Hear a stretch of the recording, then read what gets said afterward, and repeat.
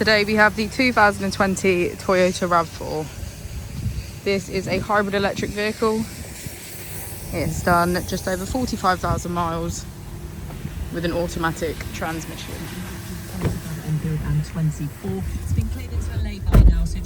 To the left of our steering wheel, we have voice control as a feature, as well as our automatic headlights. On the right, we have cruise control.